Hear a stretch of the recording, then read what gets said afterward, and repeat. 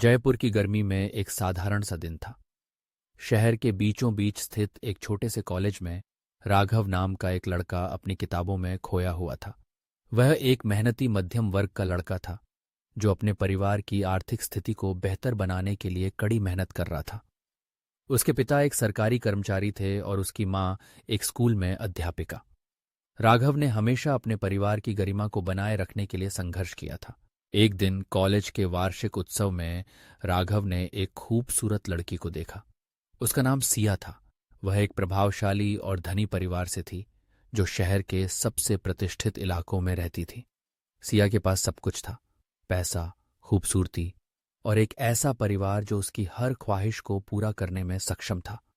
लेकिन सिया के चेहरे पर एक उदासी थी जो राघव को आकर्षित करती थी। त्योहार के दौरान राघव ने सिया से पहली बार बात की। उसे उसकी मुस्कान से प्रभावित हुआ और धीरे धीरे उनके बीच दोस्ती विकसित हुई। कॉलेज के बाद वे अक्सर एक दूसरे से मिलने लगे। सिया ने राघव की मेहनत और ईमानदारी की सराहना की, जबकि राघव ने सिया की मासूमियत और समझदारी की प्रशंसा की। उनकी मुलाकातें गुप्त थीं क्योंकि सिया के परिवार ने उसकी शादी के लिए एक धनी लड़के को चुन रखा था। सिया अपने परिवार के दबाव के खिलाफ खड़ी होने की कोशिश कर रही थी, लेकिन वह जानती थी कि यह आसान नहीं होगा। राघव को इस बात का एहसास हुआ, लेकिन वह सिया के लिए अपने जज्बातों को छुपा नहीं सका। एक दिन जब वे एक पार्क में बैठे थे, सिया ने राघव से कहा, मैं अपने परिवार के खिलाफ नहीं जा सकती। वे मुझसे एक ऐसे लड़के की शादी करना चाहते हैं जो मेरे समाज में मेरी स्थिति के लायक हो। राघव ने धीरे से कहा, लेकिन क्या आपको उस लड़के से प्यार है? सिया ने सिर झुकाया और कहा, नहीं, लेकिन यह परंपरा है। इसके बाद राघव ने सिया को एक प्रस्ताव दिया।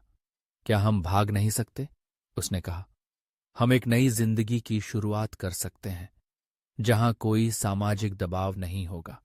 सिया ने उसकी आंखों में देखा और वह समझ गई कि राघव उसे कितना प्यार करता है, लेकिन उसने कहा, मैं अपने परिवार को छोड़ नहीं सकती।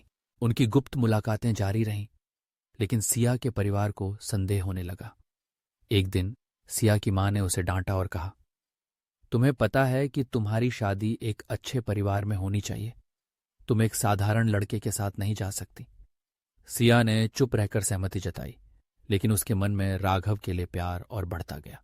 एक दिन जब राघव और सिया पार्क में मिले तो अचानक सिया के परिवार के लोग वहां आ गए। सिया की मां ने राघव को देखकर गुस्से से कहा, तुम यहां क्या कर रहे हो? तुम मेरी बेटी के लिए क्या हो? राघव ने जवाब देने की कोशिश की, लेकिन सिया ने उसे रोक दिया। मां, वह मेरा दोस्त है, उसने कहा, लेकिन उसकी आवाज में डर था।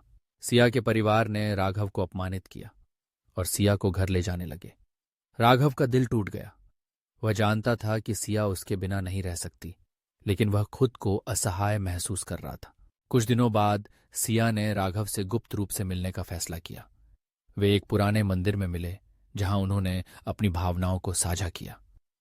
मैं तुम्हारे बिना नहीं रह सकती, सिया ने कहा, लेकिन मुझे अपने परिवार का भी ख्याल रखना है। उनकी मुलाकातें अब और भी गुप्त हो गईं। वे एक दूसरे से मिलने के लिए रात का समय चुनते थे। एक रात जब वे एक सुनसान जगह पर थे, सिया ने कहा, अगर हम भाग जाएं तो?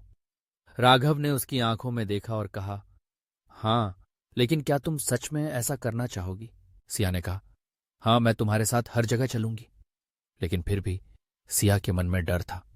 वह जानती थी कि उसके परिवार को यह स्वीकार नहीं होगा। एक दिन सिया के परिवार ने उसकी शादी का ऐलान कर दिया। यह सुनकर सिया का दिल टूट गया। उसने राघव को बुलाया और कहा, मुझे शादी करनी होगी। राघव ने कहा, लेकिन हम भाग सकते हैं। सिया ने कहा, नहीं, मैं ऐसा नहीं कर सकती। इस बीच राघव ने तय किया कि वह सिया को अपने परिवार से मिलवाने का प्रयास करेगा। उसने सिया के माता पिता से मिलने का साहस जुटाया। उसने कहा, मैं सिया से प्यार करता हूं और मैं उसे खुश देखना चाहता हूं। सिया के माता पिता ने उसे अपमानित किया और कहा, तुम एक साधारण लड़के हो, हमारे परिवार के लिए तुमसे शादी करना असंभव है। राघव ने हार नहीं मानी। उसने सिया को समझाया कि वह उसके लिए हर मुश्किल का सामना करने को तैयार है। हम एक साथ रह सकते हैं, उसने कहा, मैं तुम्हें कभी नहीं छोड़ूंगा। लेकिन सिया के परिवार ने उसे कहीं बंद कर दिया। उन्होंने सिया को उसके मोबाइल से दूर कर दिया और उसकी शादी की तैयारियां शुरू कर दी। राघव ने सिया को बचाने के लिए एक योजना बनाई। उसने अपने दोस्तों की मदद से सिया के परिवार के घर के बाहर एक प्रदर्शन किया। उसने कहा, हम सिया को उसके हक का अधिकार दिलाने के लिए यहाँ हैं। सिया के परिवार ने इसे एक शर्मिंदगी के रूप में देखा।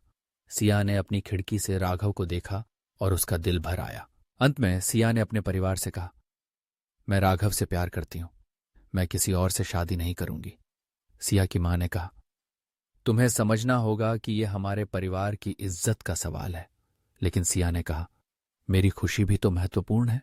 सिया ने अपने परिवार के खिलाफ खड़ी होकर राघव के साथ जाने का निर्णय लिया। यह एक कठिन निर्णय था, लेकिन प्यार की ताकत ने उसे मजबूर किया।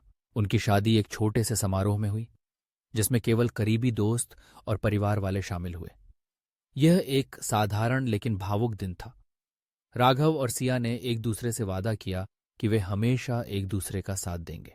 इस प्रकार एक साधारण मध्यम वर्ग के लड़के और एक धनी लड़की की प्रेम कहानी एक नई शुरुआत के साथ समाप्त हुई।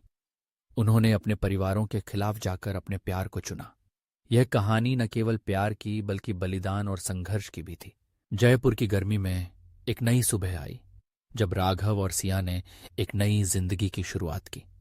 उन्होंने अपने प्यार को हर बाधा के खिलाफ साबित किया और एक दूसरे के साथ हमेशा रहने का संकल्प लिया।